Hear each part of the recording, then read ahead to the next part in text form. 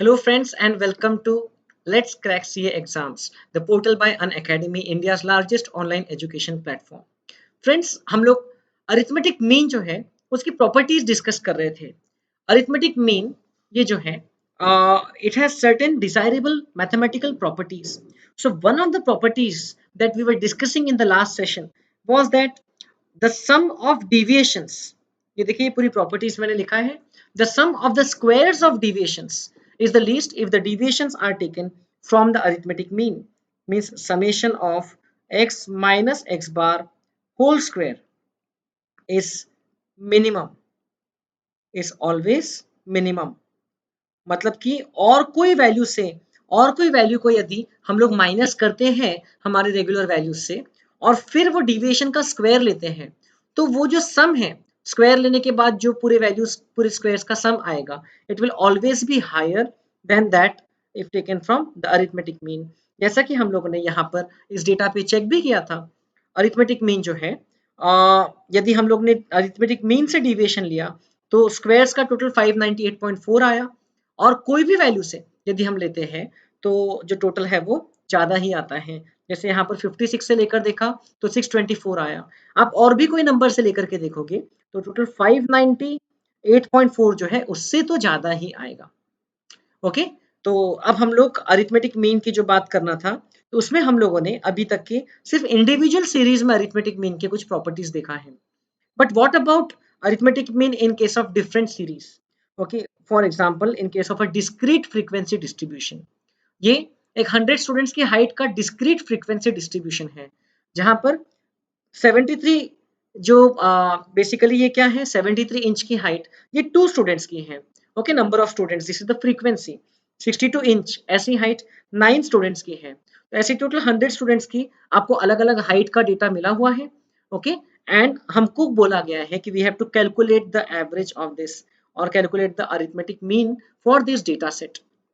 तो क्या करना होगा हम लोगों को, हम लोग इसको सबसे पहले तो वैसे तो जरूरी नहीं है कि हम लोग उसको असेंडिंग ऑर्डर में लिखें, लेकिन एटलीस्ट हम लोग उसको प्रॉपरली हम लोग वर्टिकल फॉर्मेट में लिख लेते हैं इस टेबल को, और उसके बाद में इस पे हम लोग कुछ वर्किंग करते हैं। ऑलराइट,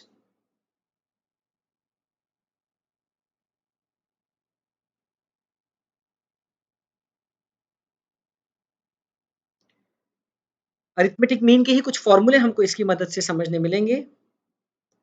ये हमको डेटा दिया हुआ है हाइट ऑफ 100 स्टूडेंट्स। ओके, आप देख सकते हैं ये जो स्टूडेंट्स है इसका यदि टोटल करेंगे तो 100 आना चाहिए।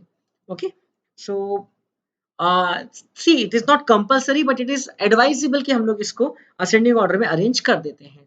जरूरी नहीं है, लेकिन कर दे तो हमारे लिए आसान हो जाएगा बाद में और भी कुछ यदि हमको ट्रीटमेंट्स करना है तो 1 2 3 4।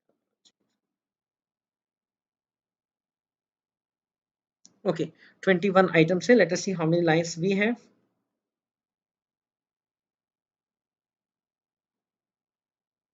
ओके, जस्ट 1 2 लाइन कम है, तो थोड़ा सा हमको डेटा को कंडेंस करके लिखना होगा, या एक काम करते हैं इस डेटा को ऐसा ही रहने देते हैं। इस डेटा को हम लोग वर्टिकल जो है नहीं करते हैं, इसको हॉरिजॉन्टल ही रहने देते हैं। तो यस, तो ये आ गई हाइट और ये है नंबर ऑफ स्टूडेंट्स। राइट, तो now what we need to do is,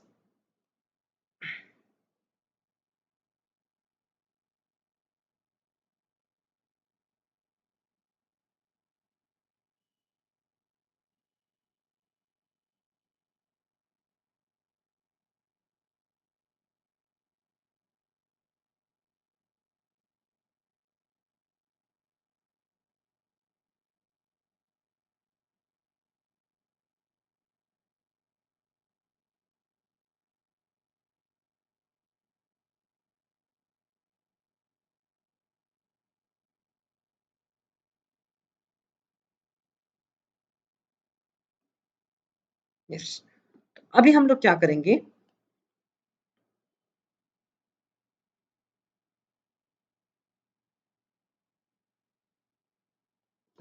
ये जो हाइट है ये हमारी वैल्यू है जिसका हमको एवरेज चाहिए। हमको ये 100 स्टूडेंट्स की हाइट का एवरेज चाहिए, राइट। तो हम लोग क्या करेंगे, हम लोग हाइट को एक वेरिएबल बोल देंगे x, and number of student ये है F, frequency, okay, because this is a basic frequency distribution. You can see this is not a continuous distribution. ये जो डिस्ट्रीब्यूशन है ये कंटिन्यूस डिस्ट्रीब्यूशन नहीं है, आपको बिल्कुल एग्जैक्ट हाइट की वैल्यूज दी है, आपको ये डिस्क्रीट फ्रीक्वेंसी डिस्ट्रीब्यूशन है, एग्जैक्ट वैल्यूज दी है कि 73 इंच की हाइट पर कितने स्टूडेंट है, 67 इंच की हाइट वाले कितने स्टूडेंट्स है, एंड सो ऑन। तो इसकी मदद से, इस डिस्ट्रीब्यूशन की मदद से हमको कैलकुलेट करना है कि ये 100 स्टूडेंट्स की हाइट का एवरेज क्या रहेगा। तो देखिए बेसिकली एवरेज का हम लोग ने फॉर्मूला देखा है, अरिथमेटिक मीन का फॉर्मूला बड़ा सिंपल सा फॉर्मूला है, it is total of all the values divided by the number of values. तो सबसे पहले तो हमारी तसल्ली के लिए ये जो फ्रीक्वेंसी है इसका टोटल कर लेते हैं कि कितना है, वैसे तो 100 होना चाहिए, एक बार चेक कर लेते हैं, 2 + 9 + 13 + 1 + 17 + 7 + 1 + 1 + 6 + 5 + 9 + 4 + 1 + 4 + 7 + 4 1 + 1 + 4 + 2 + यस एग्जैक्ट, जो टोटल नंबर ऑफ स्टूडेंट्स है वो 100 है, ओके। तो 74 इंच वाले 2 स्टूडेंट हैं, 66 इंच वाली हाइट वाले 4 स्टूडेंट्स हैं, 71 इंच की हाइट वाले 71 स्टूडेंट्स हैं। इस तरीके का डेटा हमको अवेलेबल है। अब ऑब्वियसली अब वो डेटा जैसे भी कलेक्ट हुआ है, हो सकता है राउंडेड ऑफ हो, जो भी हो, बट अब हमको ये वाली वैल्यूज कंसीडर करना है, ओके। जितना एग्जैक्ट डेटा अवेलेबल है उतना ज्यादा हमारा एक्यूरेसी से उसका एवरेज जो है वो काउंट होगा, कैलकुलेट होगा। अब यहाँ पर यदि हम देखते हैं तो जो लीस्ट वैल्यू है इस डेटा सेट में, लीस्ट हाइट जो है वो दिख रही है 45 इंचेस, राइट, 45 इंच। एंड जो हाईएस्ट हाइट इस डेटा सेट में दिख रही है वो दिख रही है 75 inch, right, 6 foot 3 inch, 75 inch ऐसा मुझे दिख रहा है। सो एवरेज इतनी तो बात पक्की है, जब हम लोग एवरेज निकालेंगे इस डेटा सेट का तो एवरेज 45 और 75 के बीच में आना चाहिए। तो एवरेज का जो फॉर्मूला था, हम लोग ने एवरेज का फॉर्मूला देखा है summation of all the values divided by the number of values. तो यदि हम लोग एवरेज इस फॉर्मूले से निकालने जाएंगे, ओके, याद रखना summation of all the values divided by the number of values, तो इसका हम लोग क्या करेंगे, सम कर डालेंगे और डिवाइडेड बाय 100 कर देंगे। लेट अस सी क्या होता है, लेट अस सी क्या होता है अगर हम लोग ऐसा करते हैं, 73 + 62 + 67 + 75 + 65 + 60 + 72 + 53 + 63 + 71 + 69 66 + 51 + 68 + 64 + 70 + 45 + 57 + 61 + 74 + 58। तो ये हो गया टोटल 1344, ओके।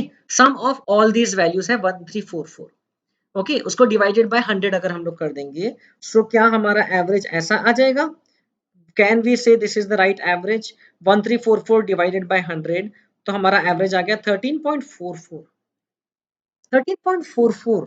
इसका मतलब average height of one student is 13 inch. आप बताइए ये सही है कि गलत है? क्या कोई स्टूडेंट की हाइट 13 इंच हो सकती है क्या? 13 इंच मतलब कितना होता है, 1 फुट, 1 फुट और 1 1/2 इंच, 13.44 इंच आ गया।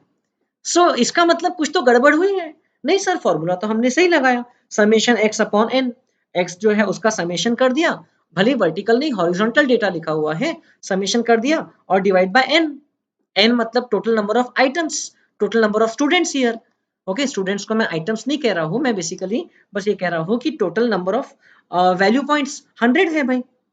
सो प्रॉब्लम ये हुई कि यहाँ पर जब आपने 73 को ऐड किया तो उसको एक ही बार ऐड किया, आपने 62 को ऐड किया उसको एक ही बार ऐड किया, जबकि 73 दो बार ऐड करना था, 62 को 9 बार ऐड करना था, 67 को 13 बार ऐड करना था, तो जाकर के आपको सही समेशन एक्स मिलता था। तो ये जो समेशन एक्स मिला ये कोई काम का नहीं है, this is absolutely not desirable, not required here, इससे पूरे गलत रिजल्ट्स आपको आ जाएंगे। इस तरीके के डिस्क्रीट फ्रीक्वेंसी डिस्ट्रीब्यूशन में जब आप अरिथमेटिक मीन निकालने जाते हो या आप कोई भी अलग कैलकुलेशन करने जाते हो तो आपको फ्रीक्वेंसीज का बड़ा ध्यान देना है।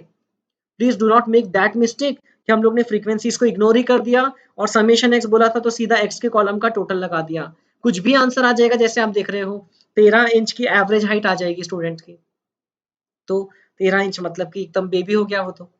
जबकि यहाँ पर हर एक स्टूडेंट एटलीस्ट 45 इंच से लेकर के 75 इंच तक के हैं, तो 13 इंच तो हो ही नहीं सकता ना एवरेज।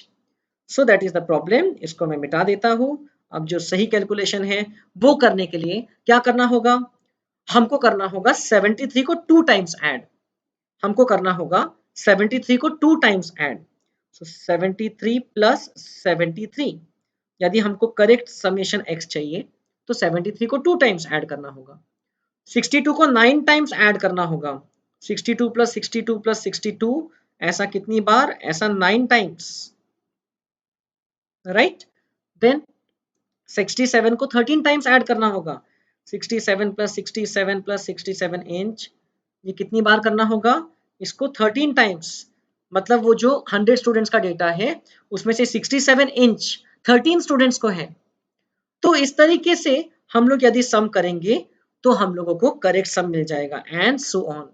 इसका मतलब कि 75 को एक बार, 65 को 17 बार, इस तरीके से ऐड करना होगा, तब जाकर के हमको सही टोटल मिलेगा 100 स्टूडेंट्स की हाइट का। और फिर वो टोटल को हम लोग डिवाइड बाय 100 करेंगे। वो टोटल को फिर हम लोग करेंगे डिवाइडेड बाय 100। ऑलराइट। सो उसके लिए हमको करना होगा summation of x divided by n। But यहाँ पर इस तरीके से अगर हम लोग समेशन x निकालने जाएंगे, हर एक वैल्यू को इतनी इतनी बार ऐड करने जाएंगे, तो फिर तो बहुत टाइम लग जाएगा। There has to be some easier method. So I think you must have guessed it till now. 62 को अगर 9 टाइम्स ऐड करना है, it will be same as 62 को 9 से मल्टीप्लाई करना है। 73 को अगर 2 टाइम्स ऐड करना है, it will be same as 73 को 2 से मल्टीप्लाई करना है। 67 को 13 टाइम्स ऐड करना है, मतलब 67 इंटू 13 कर देंगे and so on. 73, 62 and 67 represent x, and जो मल्टीप्लाई कर रहे हैं हम उनको इतने number of times, that represents f। तो f इंटू x अगर हम कर देंगे और फिर वो वैल्यूज का सम करेंगे तो हमको करेक्ट सम ही मिल जाएगा, हमको करेक्ट टोटल मिल जाएगा। क्योंकि डेटा यहाँ पर फ्रीक्वेंसी डिस्ट्रीब्यूशन के फॉर्म में दिया है, तो अगर हमको ये वैल्यूज का टोटल करना है तो it is best if you do f into x and then add it up. Okay, frequency into value कर दें और फिर उसको हम ऐड अप कर दें तो हमको करेक्ट टोटल मिल ही जाएगा।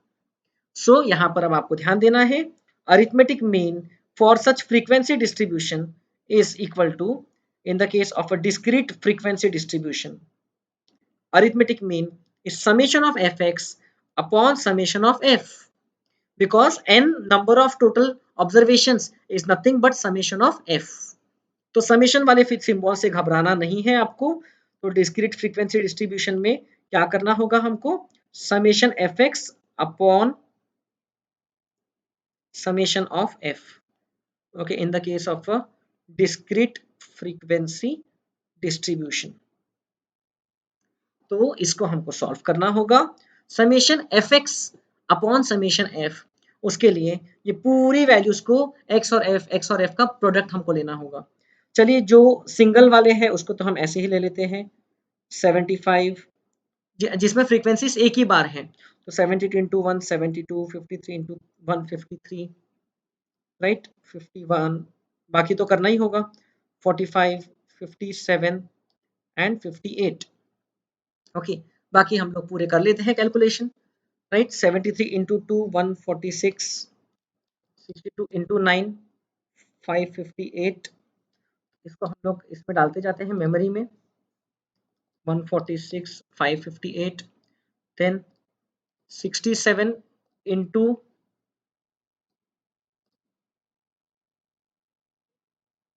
67 इंटू 13 871। ओके, ये जो नंबर्स हमको मिल रहे हैं इसको ऐड करना होगा बाद में। Then 75 into 1 75, 65 into 17 1105, 65 into 17 1105। Okay, space थोड़ी सी छोटी है हमारे पास में, लेकिन काम हो जाएगा। देन 60 इंटू 7 420, तो हम लोग निकाल रहे हैं f इंटू एक्स और उसको हम लोग फिर एड अप कर देंगे। देन 72 को ऐड कर दिया, 53 को ऐड कर दिया, 63 इंटू 6 378, इसको ऐड अप कर देंगे। 71 इंटू 5 355, 69 इंटू 9 621, राइट 621, 66 इंटू 4 264, 51 को ऐड कर दिया, 68 into 4 272, 64 into 7 448, summation f into x 70 into 4 280 and 45 add कर दिया, 57 ऐड कर दिया, 61 into 4 244, 74 into 2 148 and 58 into 1 58 add कर दिया। तो टोटल आ गया 66,521। एफ समेशन एफ एक्स आ गया 6,521। ओके, यहाँ पर हम लोग उसका टोटल ले रहे हैं। तो जो पहले हम लोग ने निकाला वो टोटल कोई काम का नहीं है, बट ये जो अब हम लोग निकाल रहे हैं ये उसका करेक्ट टोटल है। सो ऑल द वैल्यूज, यदि हम लोग उसको 100 वैल्यूज ऐसे लिखते थे तो उसका टोटल आता था 6,521। 100 स्टूडेंट्स की हाइट का यदि हम प्रॉपर्ली टोटल करते थे तो यहाँ पर जो जो रिपीट थी उसको हम लोग ने मल्टीप्लाई कर दिया और फिर ऐड कर दिया। सो अब यदि हम लोग एवरेज निकालेंगे सो इस फॉर्मूले की मदद से एवरेज बिल्कुल सही आएगा। Summation f x upon summation F, summation f x है 6,521 डिवाइडेड बाय समेशन एफ 100, तो average height I 65.21 inch. Average height जो आई वो 65.21 इंच इतनी आ गई। ऑलराइट, सो ये आप यहाँ पर समझ सकते हैं। ये एवरेज समझने लायक भी लग रहा है। देखिए कहीं ना कहीं 45 और 75 के बीच में है और बहुत सारी वैल्यूज आपको दिख भी रही है, स्पेशली 65 के आसपास तो बहुत वैल्यूज है। 65, 63, 64, 67, तो बहुत सारी वैल्यूज है इस तरफ में 66। So 65.25 seems to be the 65.21 seems to be the correct average. खैर हम लोग चेक करेंगे ना उसको, दूसरे तरीकों से हम लोग चेक भी करेंगे। 65.21 जो आया उसमें हम लोग हमारी मैथमेटिकल प्रॉपर्टीज अप्लाई करके देखेंगे, राइट। तो 65.21 इंच जो है वो एवरेज आया। अब एवरेज की प्रॉपर्टीज, यहाँ पर फ्रीक्वेंसी डिस्ट्रीब्यूशन में एवरेज निकल तो आया। अब वही प्रॉपर्टीज हम लोग डेविएशन यदि लेते हैं एवरेज से, उस वैल्यू का यदि हम लोग डेविएशन लेते हैं तो फिर डेविएशन का जो प्रोडक्ट है वो तो सॉरी डेविएशंस का जो सम है वो तो जीरो आना चाहिए। Sum of the deviations from the average is zero, तो डिस्क्रीट डेटा सीरीज में भी आना चाहिए। लेकिन लेट अस सी कि क्या होता है अगर हम लोग डेविएशंस का सम करते हैं तो क्या आता है। Okay, so now what I need to do, इसको तो ऐसे करके नहीं चलेगा, हमको इसको सीधा ही लिखना पड़ेगा। ओके, इसको हम लोग यदि सीधा करके लिख लेंगे तो ही हम लोग ज्यादा डिटेल में काम कर पाएंगे। बट वही प्रॉब्लम है कि डेटा नंबर ऑफ आइटम्स थोड़ी ज्यादा है। सो ठीक है, यहाँ पर ही मैं पॉइंट पॉइंट करके लिखने की कोशिश करता हूँ। ठीक, चलिए तो सबसे पहले 73 माइनस 65.21 डिविएशन ले रहे हैं हम लोग x माइनस एक्स बार। 73 माइनस 65.21 तो ये आ गया 7.79, ये आ गया 7.79। इस तरीके से हर एक वैल्यू का 65.21 से हम लोग डिविएशन ले लेंगे। 62 minus 65.21 minus 3.21, okay, minus 3.21, right? Then 67 minus 65.21 1.79, तो ये डिविएशंस लेंगे। डिविएशंस का टोटल तो जीरो होना चाहिए क्योंकि हमारी प्रॉपर्टी है समेशन x माइनस एक्स बार जीरो होना चाहिए। x माइनस एक्स बार निकाल रहे हैं हम लोग। 75 minus 65.21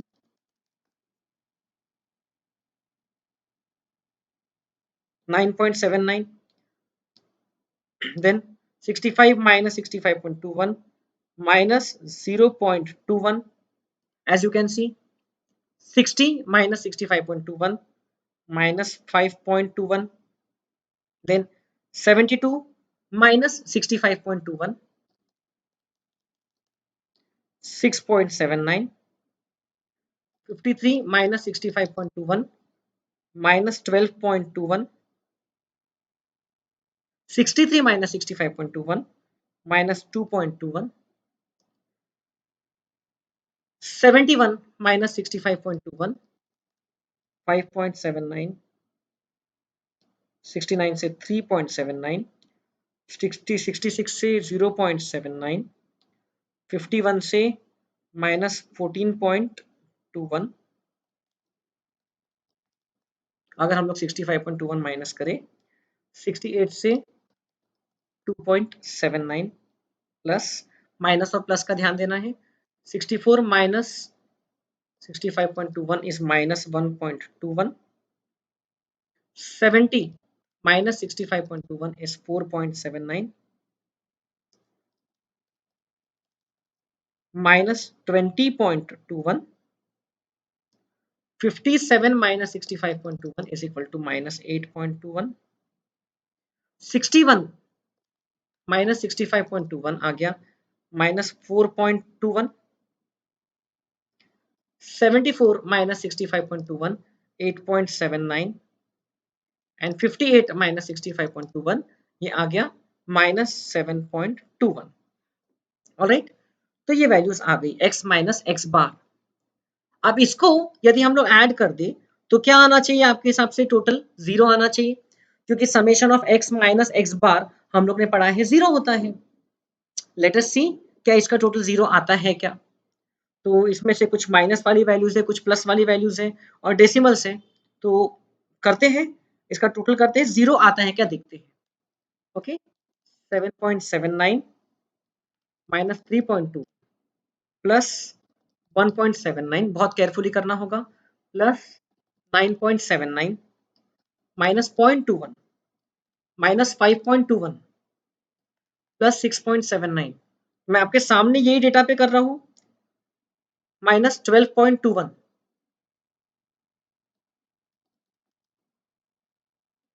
minus 2.21 plus 5.79 plus 3.79 plus 0.79 minus 14.21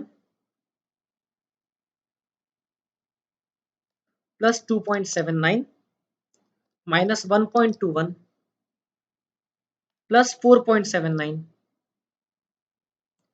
minus 20.21 minus 8.21 minus 4.21 plus 8.79 minus 7.21. तो ये आया, 0 नहीं आया, ये आया माइनस 24.41. ये आया minus 24.41. This is not coming equal to 0. What is the problem here? ये आया equal to minus 25.41. So what is the problem? ये 0 नहीं आया. सो प्रॉब्लम यहां पर ये है कि हम लोगों ने किया summation of x minus x bar. Okay, ऐसा हम लोगों ने कर दिया, right. But summation of x minus x bar को यदि एक्सपांड करें ऐसे केस में तो क्या हो जाता है? वो हो जाता है summation of x minus summation of x bar. Correct, हो जाता है summation of x minus summation of x bar. अब यहां पर प्रॉब्लम ये है कि समेशन ऑफ x का जो अपना कुछ रिलेवेंस है नहीं. समेशन ऑफ x याद है आपको, कुछ 13 पॉइंट समथिंग आ रहा था. Summation of x 13 point something आ रहा था. तो वो कुछ तो भी 13.34 इंच ऐसा कुछ आ रहा था, या 1334 आ रहा था basically. And summation of x बार, इसका मतलब कि इतनी बार, जितनी बार ये वैल्यूज रिपीट हो रही है, या जितने अलग अलग वैल्यूज है 1 2 3 4 5 6 7 8 9 10 21 टाइम्स. तो ये सिंपल ऐसा हुआ कि दिस माइनस 21 इंटू 65.21 ऐसा आ गया summation of x minus summation of x बार, क्योंकि 21 टाइम्स 65.21 उसमें से माइनस हुआ. देख लीजिए आप, ये कितना होता है 1369.41, सो 1334 माइनस 1369.41, तो ये आ गया 35.41। ओके ऐसा ही कुछ, ये हमारी वैल्यू एग्जैक्टली 13.34 नहीं थी, शायद 13.44 थी। ओके तो ये आ जाता था 13.44 थी, 1344 थी, तो ये आ जाता था 1344 माइनस दिस, तो ये तो ऐसे ही आएगा माइनस 25.41। तो प्रॉब्लम क्या हुआ यहाँ पर, this is a frequency distribution. Okay तो यहाँ पर 73 में से 73 की दो वैल्यू है बेसिकली, तो 73 की दोनों वैल्यू में से 65.21 माइनस होना चाहिए, और तो वो जो दोनों वैल्यू में से माइनस हुआ, फिर 62 की जो पूरे 9 वैल्यूज है वो हर वैल्यू में से 65.21 यदि माइनस किया, तो ऐसे डिविएशंस लिया जाता है, फिर उसका उसका टोटल होना चाहिए, that will be equal to 0। इसके लिए हमको क्या करना पड़ेगा, ये जो मैंने यहाँ पर आपको लिख करके बताया, directly summation x minus x bar से काम नहीं चलेगा, इसको हम लोग क्रॉस आउट कर देते हैं, directly summation x minus x bar से काम नहीं चलेगा। तो क्या करना होगा हमको यहाँ पर, हमको करना होगा ये प्रॉपर्टी को यदि अप्लाई करना है, तो summation of f into x minus x bar, summation of f into x minus x bar. अब ये करके देखेंगे आप, तो ये देखिए ये कितना आता है, इसका अगर सॉल्व करते हैं तो ये हो जाता है summation of f into x minus summation of f into x bar, तो एक्स बार भी जितनी टोटल फ्रीक्वेंसीज है उससे मल्टीप्लाई हो जाता है, तो तो ये हो जाता है समेशन ऑफ एफ एक्स, ये देखिए हम लोग ने निकाला था summation of f x 6521, summation of f x 6521 minus summation of f into x bar, मतलब कि समेशन एफ कितना है, समेशन एफ है 100 इंटू एक्स बार है 65.21। अब यदि हम लोग करें तो ये जो टोटल है ये 0 आता है। यदि हमको वो प्रॉपर्टी को इस टेबल में लगा करके टोटल निकालना ही है, तो हमको क्या करना होगा, f into x minus x bar करना होगा। तो जो फ्रीक्वेंसी वाला कॉलम है, फ्रीक्वेंसी वाला जो रो है, उससे इसको मल्टीप्लाई करना होगा और फिर इसका टोटल करना होगा, that should come to 0, then the property will be satisfied. Alright, तो करके देखिए, हम लोग ने अलजेब्रिकली तो प्रूफ कर दिया, अब मैं डायरेक्टली कैलकुलेटर में वैल्यूज ऐड अप या माइनस करते जाऊंगा। 7.79 इंटू 2 एम प्लस, तो 7.79 मतलब की फ्रीक्वेंसी इंटू 2, क्योंकि 2 उसकी फ्रीक्वेंसी है और 7.79 डिविएशन है, तो 15.58 हो गया। देन फ्रीक्वेंसी 9 इंटू माइनस 3.21, सो 9 इंटू 3.21 एम माइनस, इसको हम लोग माइनस कर देंगे 28.89। Basically what does it represent कि 62 और 65.21 में जो गैप है, वो गैप को हम लोग 9 टाइम्स मल्टीप्लाई कर रहे हैं, क्योंकि ऐसे 9 वैल्यूज है 62 की। सो ये जो टोटल ये जो वैल्यू आती है, दैट इज एक्चुअली माइनस 28.29.89। ठीक है, सो इस तरीके से हम लोग फ्रीक्वेंसी और इसको मल्टीप्लाई करते जाएंगे। So this into this 13 into 1.79 M plus, memory में प्लस कर दिया मैंने कैलकुलेटर में, तो ये आ गया 23.27, देन 1 इंटू 9.79 ऐड कर दिया मेमोरी में 9.79, देन 17 इंटू 0.21 एम माइनस, ये हो गया माइनस 3.57। ओके, क्योंकि नेगेटिव है difference, then 7 into 5.21 M minus minus 36.47, then 1 into 6.79 6.79,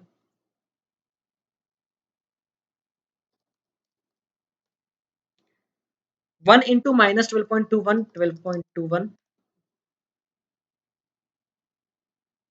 6 into minus 2.21 6 into 2.21 m minus minus 13.26, right, 5 into 5.79, कोई भी डेटा पे ये प्रॉपर्टीज होल्ड ट्रू करेगी, m plus 28.95, then 9 into 3.79 m plus 34.11, 4 into 0.79 m plus 3.16, then 1 into minus 14.21, 14.21 m minus 4 into 2.79 m plus 11.16, then 7 into minus 1.21 m minus 8.47, 4 into 4.79 m plus 19.16, then 20.21 m minus होगा, ये बहुत ज्यादा gap है, then minus 8.21, then 4 into 4.21 m minus 16.84, right? Then 8.79 into 2 m plus 17.58 आ रहा है, and 1 into minus 7.21, I am minus 7.21, 7.21 m minus MRC final total इसका calculator में मैंने निकाल के देखा है अभी, और वो फाइनल टोटल आ रहा है 0। आप खुद ये वैल्यूज से, ये नंबर से चेक कर सकते हैं। तो जब हम लोग फ्रीक्वेंसी से डिविएशन को मल्टीप्लाई कर देते हैं तो फिर वो जो सम है वो 0 आता है। So summation of f into x minus x bar, this is equal to 0। Okay, ये प्रॉपर्टी यहां पर अप्लाई होती है। Alright, I hope this is understood. तो जब फ्रीक्वेंसी डिस्ट्रीब्यूशन आ जाता है तो इतना समझ में आ रहा है कि जब भी समेशन करना है, जैसे हम लोग ने पहले x का समेशन भी किया तो वो गलत आ गया, फिर x माइनस एक्स बार का भी जो डायरेक्ट समेशन कर दिया तो वो गलत आ गया, उसका एज इट इज यूज नहीं कर सकते हम लोग। तो जब भी समेशन करना है हमने क्या करना चाहिए, हमने समेशन के वक्त वैल्यूज को पहले फ्रीक्वेंसी से मल्टीप्लाई कर देना चाहिए और फिर ऐड करना चाहिए। इसीलिए यहाँ पर जब भी कोई फॉर्मूला है, आपने जैसे बेसिक फॉर्मूला पढ़ा, आपने बेसिक फॉर्मूला पढ़ा था समेशन x अपॉन n, तो समेशन x अपॉन n ये पढ़ा था। तो यहाँ पर समेशन के जस्ट आगे हमने ऐसा लिख दिया summation f into x upon n for a discrete variable, for a discrete series जहाँ पर फ्रीक्वेंसी डिस्ट्रीब्यूशन दिया है, तो summation f x upon n कर दिया, because it ultimately means the same thing. ये चीज आपको समझना है। ओके, फिर यहाँ पर जहां हम लोग ने देखा था summation x minus x bar is equal to 0, तो यहाँ पर f लगा दिया हमने। ओके, समेशन के आगे f लगा दिया, summation f into x minus x bar is equal to 0। Same logic यहाँ पर भी अप्लाई होगा। हम लोगों ने जो निकाला था ये the sum of the squares of deviation is the least, तो summation f into x minus x bar whole square करेंगे तब मिनिमम आएगा, summation f into x minus x bar whole square करना होगा। ओके, फॉर इंडिविजुअल सीरीज ये ठीक था, for discrete series क्या करेंगे, summation of f into x minus x bar whole square is equal to minimum. Okay, for a discrete frequency distribution. Okay, so ये property है जो हमको अच्छे से समझना है। क्यों हम लोग फ्रीक्वेंसी से मल्टीप्लाई कर रहे हैं, बिकॉज उसको उतनी बार ऐड करने से अच्छा है उसको एक बार आप फ्रीक्वेंसी से मल्टीप्लाई कर दो, because multiplication is nothing but repetitive addition. Okay, अब यहाँ पर डेटा का मीन निकालना हमको बहुत टफ पड़ा। ओके, ये जो वैल्यूज दी थी, ये जो टेबल दिया था, इसका मीन निकालना हम लोगों को काफी टफ पड़ा, क्योंकि बहुत बड़े बड़े जो कैलकुलेशंस हो रहे थे। सो क्या हम लोग जो स्टेप डिविएशन मेथड है,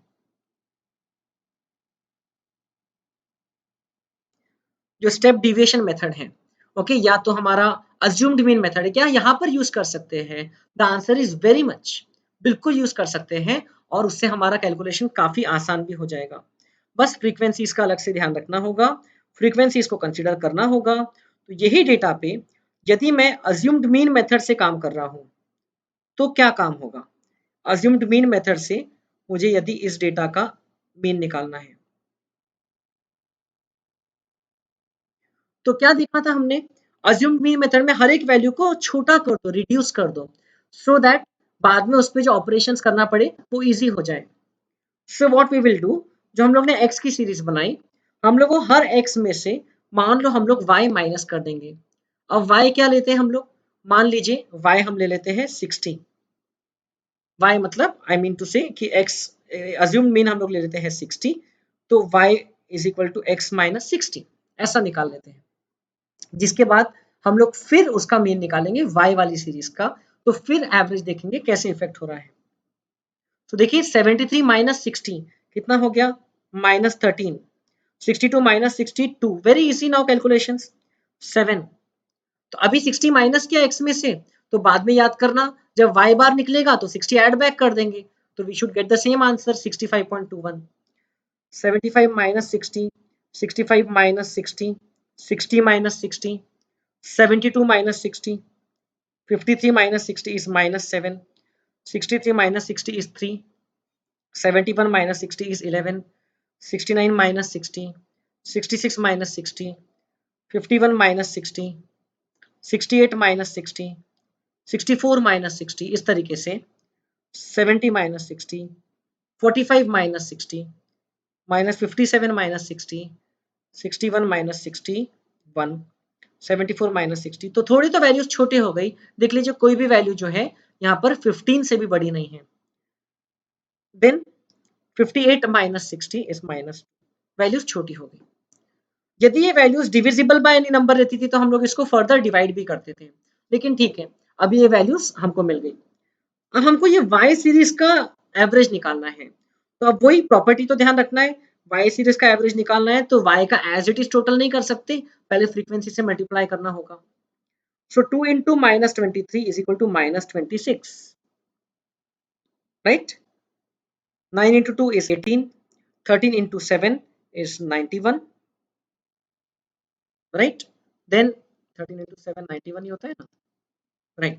Then 1 into 15 is 15, 17 into 5 is 170 का आधा 85, 7 into 0 is 0, 12। देखिए हम लोग most of this calculations without calculator कर पाएंगे क्योंकि नंबर्स अब छोटे हो गए हैं। This is the benefit, calculations छोटे हो गए हैं। देखिए सभी कैलकुलेशन हमने ऐसे ही कर डाले।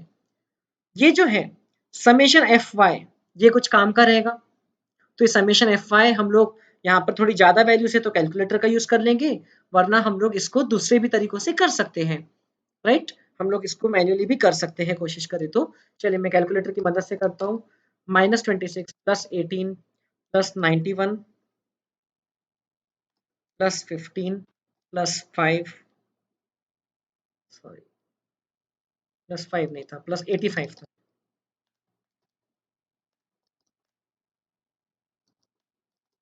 Plus 85 plus 12 minus 7 plus 18 plus 55 plus 81 plus 24 minus 9 plus 32 plus 28 plus 40 minus 15 minus 3 plus 4 plus 28 minus 2, तो ये आ गया 469।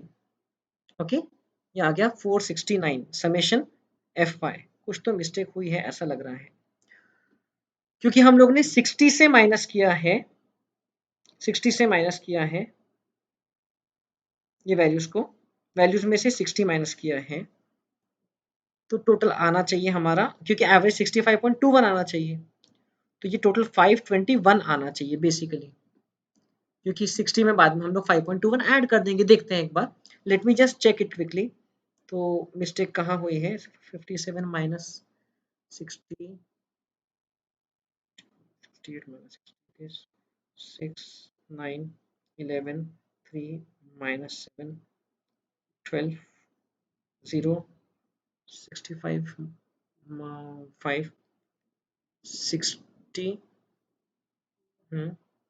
ओके हाँ, ये जो पहला वैल्यू है इसी में मिस्टेक हुई है, x माइनस 60 करना था, 73 माइनस 60 कितना होता है, 73 माइनस 60 होता है प्लस 13, ओके तो ये प्लस 13 होता है, तो ये प्लस 26 होता है। हम लोगों ने क्या किया, गलती से उसको -26 ले लिया, तो अब टोटल में क्या करना पड़ेगा, 26 दो बार ऐड करना पड़ेगा। अब टोटल ठीक हो गया, 521 हो गया। सो मिस्टेक्स हो सकती है इस तरीके की, तो ध्यान रखा जाए। Right, 73 minus 60 will be plus 13, so total हो गया 521। राइट, देयरफॉर इसकी मदद से हमको मिल जाएगा कि what is the average of y। Okay, assumed mean method हमको इसकी मदद से मिल गया, y bar is equal to summation f y upon summation f is equal to 521 upon 100 is equal to 5.21। Simple y bar आ गया 5.21, therefore x bar will be equal to y bar plus 60। Assumed mean को add back कर दो, क्योंकि हम लोग ने क्या किया था, हर वैल्यू में से 60 माइनस किया था, फिर एवरेज निकाला। अब एवरेज में वो जो 60 माइनस किया था उसको ऐड कर दो, तो हमको करेक्ट एवरेज हमारी डेटा सीरीज का मिल जाएगा, which will be 65.21 and all these value will be in inches. Okay, this is also inch. सो ये 65.21 जो है ये रहेगा हमारा correct answer in this scenario. So I hope you understood this. तो यहाँ पर फ्रीक्वेंसी डिस्ट्रीब्यूशन में हर जगह टोटल करने के पहले फ्रीक्वेंसी से मल्टीप्लाई करना बहुत जरूरी है। Okay, it is important to multiply with the frequency. यही जो डिस्ट्रीब्यूशन है, ये अगर यहाँ पर एक कंटिन्यूस डिस्ट्रीब्यूशन की तरह रहता था, लाइक से क्लासेस रहती थी, इसमें 45 to 50, 50 to 55, 55 to 60 and so on, तो उस केस में ये डिस्ट्रीब्यूशन का आंसर जब हम लोग निकालते थे तो वो अलग आता था। Had we converted this into a continuous frequency distribution and then calculated the mean from that using the applicable method, तो वो आंसर एग्जैक्ट 65.21 नहीं आता था, क्योंकि उसमें कुछ assumptions फिर हम लोग करने लग जाते हैं। उसमें कुछ assumptions करते हैं कि with in every class the data is evenly spread, तो वैसा तो है नहीं एक्चुअल में। राइट, तो इसीलिए इट इज बेटर कि हमारे पास अगर डिस्क्रीट सीरीज है तो उसका कैलकुलेशन हम लोग डायरेक्टली इस तरीके से कर लें। तो बाकी सभी प्रॉपर्टीज यहाँ पर एज इट इज अप्लाई होती हैं। अब मान लीजिए हम लोग ये इंचेस को सेंटीमीटर में कन्वर्ट करते हैं। ओके, यदि हमको एवरेज हाइट जो है वो सेंटीमीटर में चाहिए, तो ये हर एक हाइट तो हमको इंच में मिली है, हमने इसका एवरेज निकाल डाला। So now is it possible कि हम लोग ये वाले एवरेज से हम लोग सेंटीमीटर में कितना एवरेज है वो निकाल पाए? Yes, it is very much possible. तो अभी एक बार मुझे देखने दीजिए कि what is the conversion, exact conversion factor for converting inch into centimetre. It is 2.54 multiply by length value by 2.54 हर एक वैल्यू को। देखिए, यदि मैं x की हर वैल्यू को 2.54 से मल्टीप्लाई करता हूं, हर वैल्यू को, तो मुझे मिल जाएगी हाइट इन सेंटीमीटर्स। तो सवाल ये उठता है कि क्या मैं एवरेज को भी 2.54 से मल्टीप्लाई कर दूं तो मुझे एवरेज भी इन सेंटीमीटर मिल जाएगा क्या? ये सवाल उठता है। ओके, तो ये केजी टू पाउंड वाले में भी एप्लीकेबल है। ओके, जो भी कन्वर्जन फैक्टर है उसके हिसाब से। सो लेट अस सी कि हम लोग अब ये इतने बड़े डेटा पे करके देखेंगे तो ऑब्वियसली वापस बहुत कॉम्प्लिकेटेड कैलकुलेशंस हो जाएंगे। तो हम लोग पहले उसको अल्जेब्रिकली देखते हैं। सी, इफ x या if z is equal to x into b, सिर्फ हम लोग ने b से मल्टीप्लाई किया, फिर b क्या है, b एक कॉमन फैक्टर है।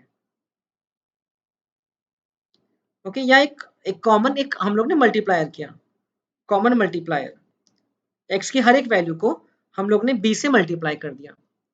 तो if z is equal to bx, then x की हर वैल्यू को b से मल्टीप्लाई किया है, देन समेशन z, z एक वेरिएबल है, x एक वेरिएबल है, b एक कांस्टेंट है। ओके, b एक कांस्टेंट है। समेशन z, रेगुलर में स्कीम बता रहा हूं, ये सब आप फ्रीक्वेंसी के साथ में भी कर सकते हो, is equal to summation bx। अब क्योंकि b एक कांस्टेंट है तो क्या होगा, अब b तो हर बार ही आ रहा है, तो हर बार b x को मल्टीप्लाई कर रहा है, तो उसको मैं ऐसे लिख सकता हूं b समेशन x। ये चीज आपको समझना होगा, summation z is equal to b summation x। क्यों? क्योंकि यदि मान लीजिए मेरे पास में 4 वैल्यूज़ हैं, 10 एग्ज़ाम्पल ले रहा हूँ, 10, 20, 35, 40 ओके, ऐसी 4 वैल्यूज़ हैं। चलो 10, 20, 25, 35, 50 ऐसी वैल्यूज़ ले लेते हैं 5। तो हर एक वैल्यू का हम लोग यदि टोटल करते हैं तो कितना आता है? 10 प्लस 20 प्लस 25 प्लस 35 प्लस 50 140 आता है। अब हर एक वैल्यू को हम लोग 2 से मल्टीप्लाई कर देते हैं। कितना हुआ? 20, 40, 50, 70, 100। अब टोटल निकालते हैं तो कितना आता है? देख लीजिए, टोटल आएगा 280, इजंट इट? तो बेसिकली हुआ क्या, टोटल भी जो है वो 2 से मल्टीप्लाई हो गया। बस ये इंपॉर्टेंट है। If z is equal to bx then summation z is equal to b into summation x। Okay, ये जो वेरिएबल है ये वेरिएबल को अगर हम लोगों ने x को कोई एक फैक्टर से मल्टीप्लाई कर दिया तो जो नया टोटल आएगा वो भी इसके टोटल को उतने से ही मल्टीप्लाइड रहेगा। ओके, इसको मैं आपको दूसरे तरीके से भी बता सकता हूं। bx को हम लोग कैसे लिख सकते हैं? Summation z is equal to summation bx is equal to क्या होगा? b into x1 plus b into x2 plus up to b into xn बराबर है। ये जो b फैक्टर है ये कॉमन रहेगा हर जगह। अब एक स्टेप बढ़ा दिया, बात वही हुई, summation z is equal to b into x1 plus x2 up to xn। तो बात वही हुई, ध्यान से देख लीजिए, बात वही हुई, summation z is equal to b into summation x। ये आपको समझना है, यहाँ पर जो इंटर रिलेशनशिप है फॉर्मूले की ये आपको समझना है। Summation z is equal to b into summation x। अब divide both the sides by n by the number of observations. Okay, जो मैं यहाँ पर कर रहा हूँ ये इवन आपके दूसरे इसके लिए इंडिविजुअल सीरीज के लिए भी एप्लीकेबल रहेगा और फ्रीक्वेंसी डिस्ट्रीब्यूशन के लिए समेशन के आगे बस f लगा दो तो एप्लीकेबल रहेगा। तो this implies that summation z upon n is equal to b into summation x upon n। ऐसा, अब b into summation x तो एक प्रोडक्ट है ना, तो b upon n and summation x upon n अलग अलग नहीं करना पड़ेगा। ओके, ऐसा नहीं करना होगा कि b upon n and summation x upon n, नहीं तो डिवाइड बाय n स्क्वायर हो जाएगा। इसलिए जो हम लोग ने पहले किया वो ठीक है। क्या किया हम लोगों ने? b summation x upon n, ठीक है। सो अब ये हो जाता है z summation z upon n हो जाता है z bar and b into summation x upon n। अब देखिए अगर आपको कोई दो नंबर्स ऐसे दिए हैं, a सपोज आपको नंबर्स दिए हैं 40 इंटू 3 अपॉन 5, तो आप क्या करते हो? अगर 40 और 5 जो है वो 40 का मल्टीपल है तो ऐसे कट कर देते हो 8 इंटू 3, मतलब 5 कट हो गया फिर वहां से, तो ये बचा 24 बेसिकली। बस वही लॉजिक से यहाँ पर n और summation x, I can write 40 into 3 upon 5 as 40 upon 5 into 3। Okay, यहाँ पर कुछ बेसिक मैथ्स का आपको कंसेप्ट अप्लाई करना है। ओके, आप 40 इंटू 3 अपॉन 5 ऐसा बोलो या 40 अपॉन 5 इंटू 3 बोलो, बात एक ही हुई है। तो ये क्या होगा? ये होगा b into summation x upon n, मतलब x बार। समेशन x अपॉन n क्या होता है? x बार होता है। So z bar is equal to b into summation, b into x bar, summation x upon n. So this is the property. If z is equal to bx, then z bar is equal to b into x bar. तो बहुत अच्छी बात है। इसका मतलब ये होता है therefore can I say x bar is equal to z bar upon b. Okay, x अगर z bar की वैल्यू मिल गई तो उससे x bar की भी वैल्यू मिल जाएगी, राइट? अब सेम लॉजिक से यदि हमको सेंटीमीटर वाला एवरेज चाहिए था, इसमें हाइट इन सेंटीमीटर चाहिए था यदि, तो हम लोग क्या करते थे? हम लोग ये जो हाइट्स इन इंचेस दी हैं, हर एक हाइट को हम लोग पहले तो सेंटीमीटर में कन्वर्ट करते थे. We would have converted that by the factor of 2.54. So we would have got one new variable that is say z, right? हम लोगों को मिलता था z is equal to 2.54. Okay, जो इतना सारा हम लोगों को x की वैल्यूज मिली हैं, तो हमको मिलता था z is equal to 2.54 into x. तो then the values would have been in centimeters. तो हम डायरेक्टली अब कर सकते हैं, therefore z bar is equal to 2.54 into x bar by applying the rule, applying the property that we studied on the previous page. This is called as change of origin. अगर हम change of scale, अगर हमने x की values को एक particular multiplier से multiply कर दिया है, तो जो नई वैल्यूज आई उसका जो एवरेज आएगा वो भी उतने से मल्टीप्लाइड रहेगा, वो भी उतने से बड़ा हुआ रहेगा. So x bar is equal to z bar is equal to 2.54 into x bar. Okay, सो आपका x बार कितना आ गया था, 65.21 इंच आ गया था. therefore 2.54 into 65.21 कर दीजिए, तो आपको वैल्यू मिल जाएगी इन सेंटीमीटर. ओके, यही स्टूडेंट्स की यदि हमको एवरेज हाइट इन सेंटीमीटर चाहिए थी तो वो आ गई 165.63 सेंटीमीटर.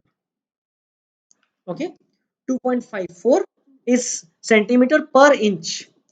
इसका वैल्यूज कैसे वर्क करता है, 2.54 is basically a factor, 2.54 is centimetre पर 1 इंच. तो 65.21 इंच मतलब कितना centimetre, so it is 165.63 centimetre. तो जैसे मैंने आपको यहाँ पर प्रॉपर्टी लिख करके दिया था, चेंज ऑफ ओरिजिन की property, similarly change of scale की प्रॉपर्टी होती है. मैं इसी को कॉपी कर लेता हूँ और न्यू शीट में आपको लिख करके बता देता हूँ, जो कि इंडिविजुअल सीरीज में भी एम के लिए काम में आएगा और इवन जो फ्रीक्वेंसी डिस्ट्रीब्यूशन है उसमें भी काम में आएगा. If y is equal to x plus minus a था, तो अभी मैं कर देता हूँ इसको y की जगह z ला देता हूँ, न्यू वेरिएबल, ताकि कंफ्यूजन ही कुछ ना रहे. If z is equal to x into B.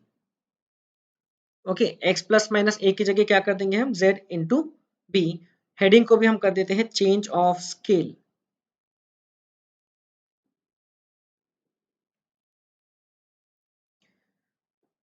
If z is equal to x into B. Okay, अगर हम लोग ने पूरा b से मल्टीप्लाई कर दिया, then z bar is equal to x bar into B. Okay, therefore arithmetic mean is dependent on change of scale. Arithmetic mean is dependent on change of scale, इसका मतलब ये होता है. एंड इसे एक और चीज आप खुद एक्सपेरिमेंट करना, चेक करना, यदि हमने हर वैल्यू में से सेम वैल्यू डिवाइड किया, यदि हमने हर वैल्यू में से सेम वैल्यू डिवाइड किया x की, ओके, फॉर एग्जांपल मान लो हमारे पास सेंटीमीटर में डेटा था और हमको उससे इंच का एवरेज चाहिए था, is that possible? So the answer is yes, very much possible. यदि हमने हर वैल्यू में से सेम फैक्टर डिवाइड किया, एक कांस्टेंट को डिवाइड कर दिया, तो फिर भी इन दैट केस जो हमारा नया जो एवरेज आएगा वो भी उतने से डिवाइडेड रहेगा. Okay, because division is nothing but multiplying by the reciprocal of that number. If I say I'm dividing by say 5, that means I'm multiplying by 1 by 5.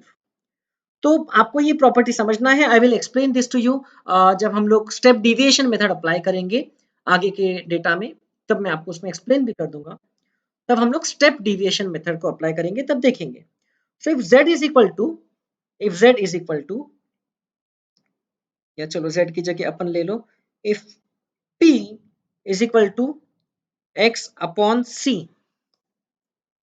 If p is equal to x upon c, मतलब कि हम लोग ने हर एक value x की value को c एक कॉमन फैक्टर से डिवाइड कर दिया. तो यहां पर देख लीजिए ये कैसे वर्क करता है. 1 अपॉन c को आप b मान लो, let b is equal to 1 upon c. b तो कोई भी नंबर हो सकता है, फ्रैक्शन भी हो सकता है. Let b equal to 1 upon c, तो बाकी पूरा remains the same. Then p bar is equal to x bar upon c. c is the constant. Okay, यहाँ पर b इज अ कांस्टेंट, यहाँ पर c इज अ कांस्टेंट। तो इसीलिए multiplication और डिवीजन, यदि मल्टीप्लिकेशन पे वो वेरिएबल डिपेंडेंट है, मल्टीप्लिकेशन पे उस वेरिएबल का अरिथमेटिक मीन डिपेंडेंट है, तो डिवीजन पे भी डिपेंडेंट है। Okay, it is very simple. So ये प्रॉपर्टीज को आपको ध्यान में रखना है। Arithmetic mean is dependent on both change of origin as well as change of scale. हम लोग कोई और सेशन में डिटेल में देखेंगे कि यदि मैंने दोनों किया तो, यदि मैंने चेंज ऑफ ओरिजिन भी किया एंड चेंज ऑफ स्केल किया तो क्या। ये अभी आपकी स्क्रीन पे रिफ्लेक्ट होने का है। If p is equal to x upon c, तो आगे आना चाहिए then p bar is equal to x bar upon c. Okay, एक बार वो आ जाता है तो फिर आपके सामने पूरी प्रॉपर्टी क्लियरली समय अवेलेबल हो जाती है। So arithmetic mean is dependent on is changes according to the change of origin and also changes according to the change of scale. Okay, so एक सेकेंड, ये स्क्रीन पे क्यों नहीं आ रहा है, मैं एक बार चेक कर लेता हूँ।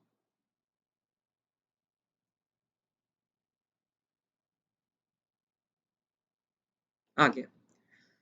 सो b is a constant and c is a constant. So ये दोनों प्रॉपर्टी ध्यान रखो। और इसके पिछले पेज पे जो हम लोग ने चेंज ऑफ ओरिजिन की बात किया था, प्लस माइनस कोई एक वैल्यू किया है तो भी अरिथमेटिक मीन उतने से चेंज होता है। ओके, जब दोनों एक साथ किया, मल्टीप्लाई भी किया और कुछ ऐड भी किया, डिवाइड भी किया, कुछ माइनस भी किया, क्या तो भी ये प्रॉपर्टी यूज होगी, प्रॉपर्टी का एप्लीकेशन रहेगा। We will see it in some later session. तब तक आप ये सोचिए homework. If if say another variable q is equal to a plus B X, okay, a भी ऐड किया और x को मल्टीप्लाई भी किया, तो b into X plus a, then q bar क्या होगा आप सोचिए। सो ये आपका होमवर्क है। आज के लिए इतना ही। हम लोग ने डिस्क्रीट फ्रीक्वेंसी डिस्ट्रीब्यूशन पे अरिथमेटिक मीन समझा, उसकी प्रॉपर्टीज हम लोग ने देखा। I hope you understood.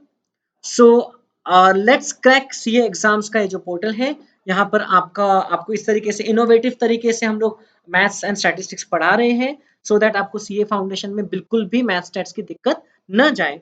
And आप सी ए पवन, जो कोड है मेरा CAPAWAN, इस कोड को जरूर यूज कीजिए और सब्सक्राइब कीजिए ये वाला जो चैनल है। एंड आपको जो भी डाउट्स है, आपकी क्वेरीज है, आपका जो आंसर है, do give your answer. If q is equal to a plus bx, then q bar क्या हम लोग इस तरीके से निकाल सकते हैं, q का एवरेज हम लोग निकाल सकते हैं क्या। So friends, that is all from my side. Thank you so much for attending today's session. Thank you.